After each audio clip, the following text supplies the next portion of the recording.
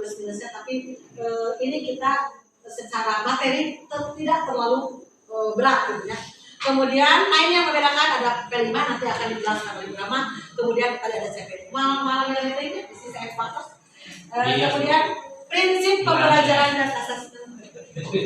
Ya, prinsipnya pembelajarannya sesuai tahapan inspiratif ini lebih tentunya tidak bisa. Nah ini yang akan kita godok ini ya nanti ya. Ada di PowerPoint yang lainnya. Nah jadi Bapak Ibu sebagai guru inilah tugas ibu yang paling utama untuk menyampaikan pembelajaran. Bu, bagaimana protaknya, bagaimana progresnya tentu itu juga, tapi kita yang paling utama kita pahami ini dulu. Kalau kita sudah paham protak, progres bisa menyusun sendiri, bahkan di aplikasi sudah banyak. Tapi itu familiar. Habis kalau penggerakan ya lagi sendiri, contoh-contoh belum ada. Sekarang apapun ada. Dari mulai modul aja, tujuan pembelajaran APP, tinggal download. Kalau itu cocok, tapi setelah di download baca dulu cocok atau tidak buat kita. Kalau cocok, kebutuhan belajar dan capaian perkembangan. Nah, dulu ada asesmen formatif sebelum ini.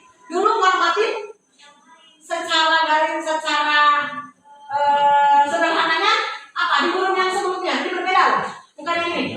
Formatif dulu apa sih? Awal ada lagi? Formatif dulu di kita formatif apa namanya? Bukan. Ada ini ya? Betul sekali dengan saya. Dari SD. Ya, tepuk tangan betul sekali Ibu. Dulu yang namanya formatif, ibu bantu kami ternyata amat ya. Yang namanya formatif adalah ulangan harian kalau kita sudah mengajar satu kompetensi dasar. Ya, kita kan beda berarti satu kali tuh. Habis selesai satu kali bikin ulangan harian satu gitu kan. Kadang sebulan sekali, kadang ada yang ada materinya sedikit, yang 2 minggu dan diulangan gitu kan. Ulangan harian itu disebutnya formatif. Dikumpulkanlah karena ada 5 tema misalkan dalam satu semester, maka ulangan hariannya ada 5. Dirata-ratakan adalah rata-rata ulangan harian. Nanti digabung. Nah, dulu sumatif apa? Kenaikan kelas, apalagi? Kalau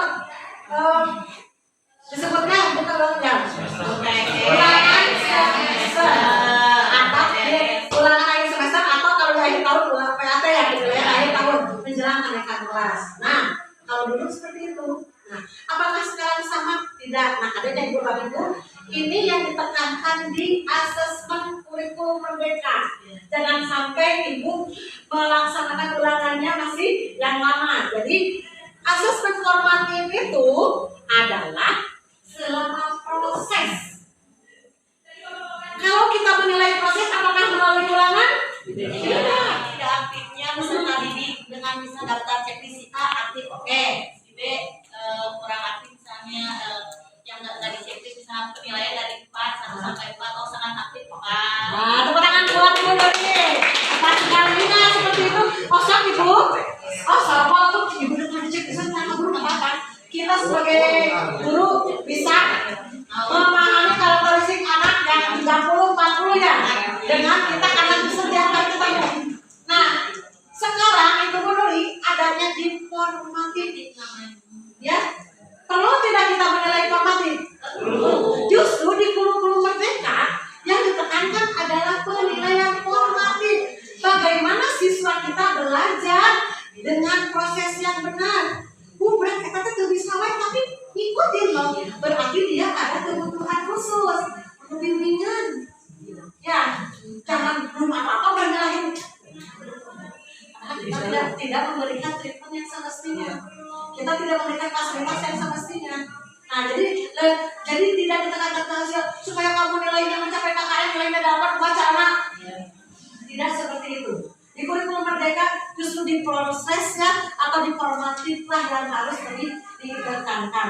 Oleh karena kita setiap kali pembelajaran harus melakukan asesmen formatif. Bu, dan aku udah balikin berapa dekat sekolah, berapa lama, bagaimana saja caranya yang nanti Bapak Ibu paham.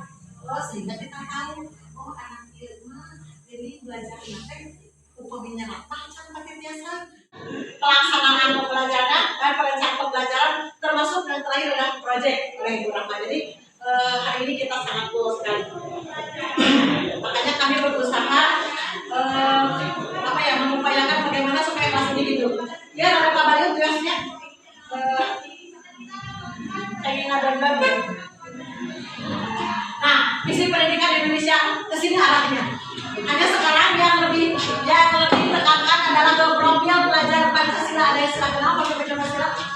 Nah, dalam nyanyi selayaknya ada berapa profilnya? Nah, apa saja? Ya, kebinekaan global,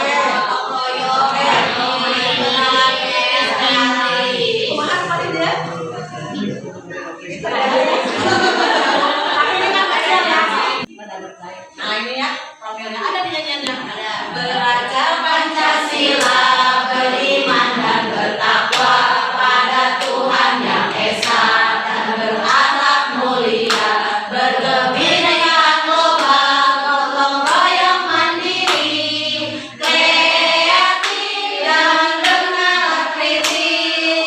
Ibu ulah diajar bedanya ya. Dan paling utama adalah bagaimana mengimplementasikan supaya anak-anak kita itu harapannya setelah lulus dari sekolah kita dia memiliki profil pelajar Pancasila sesuai dengan umurnya.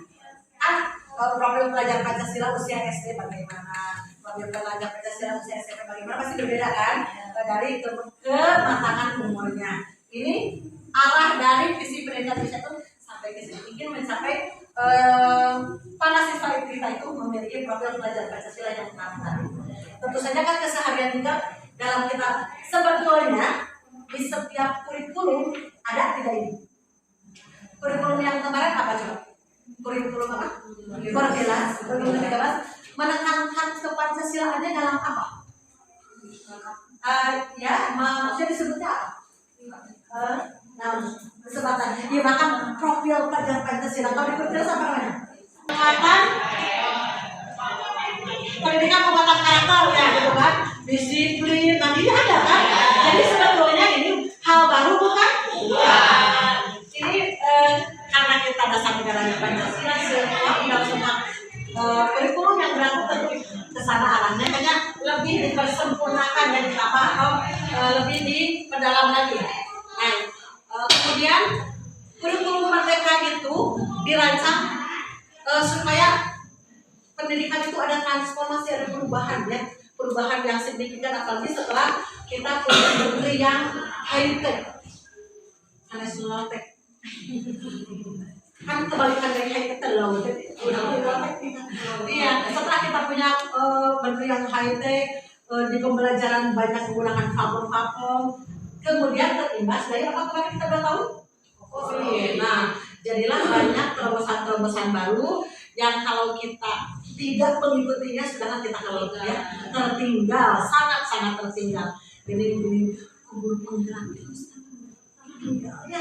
Lihat kepala sekolah dan senior kayak diloncatan dengan para muda-mudi zaman sekarang yang lebih update, lebih upgrade, lebih berkenyamanan. Nah sekarang kan biarlah untuk yang 50 tahun ke atas ya kita tidak perlu berbayar, tapi untuk yang di bawah 50 tahun masih banyak kesempatan. Apapun nanti mau langsung melintas berkaitan dengan itu, selama kita sehat, selama punya waktu, selama punya tenaga, ikuti. Lulus itu maknanya jadi aku kita akan mencari pengalaman. Yang kemarin baru alimat akhirnya tertinggal. Ya masih semuanya juga berbalik lagi kepada nasib dari ibu ya, tapi kan nasib juga tidak bisa datang sendiri, harus kita kejar kan, harus kita ikhtiarkan. Nah, jadi ini jangan sampai terulangnya suka resmi terus kan. Saya bilang tertinggal di urusan program itu ketinggalan. Untuk sekolah menengah alhamdulillah lah diwakili oleh 3 cukup, karena di Semangat sama satu tidak ada lebih dari 3. Tapi guru penggerak kita sangat kekurangan. Kita baru ikut tahap 6.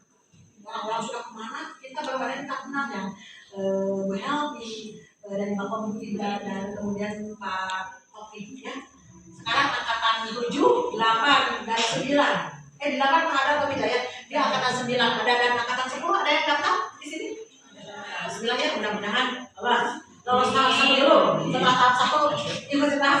Terus juga yang lebih ke anak tes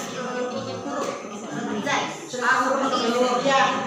nah ya saya kasih seperti misalnya nanti misalnya seperti maju misalnya Ahmad ke depan saya apa sih tes misalnya ini huruf apa misalnya kata ini A kalau jalan. Amin di sini tadi diskusi yang bagian 3 ya, yaitu berkolaborasi dengan orang tua. Misalnya kita guru kelas 1, anak yang diberikan di sekolah misalnya tidak rapi, tapi pas diberikan PR dia rapi. Nah berarti itu kan ada bantuan oleh orang tua. Kita bisa berdiskusi dengan orang tua bagaimana cara anaknya bisa rapi tulisannya atau bisa membaca. Alhamdulillah pada kegiatan implementasi kurikulum sekarang saya sangat senang sekali belajar khususnya mengenai asesmen. Dalam kegiatan ini alhamdulillah saya sudah memahami asesmen khususnya asesmen formatif dan sumatif. Mudah-mudahan saya bisa melaksanakannya di sekolah saya khususnya di kelas 1 untuk menilai asesmen kepada murid saya.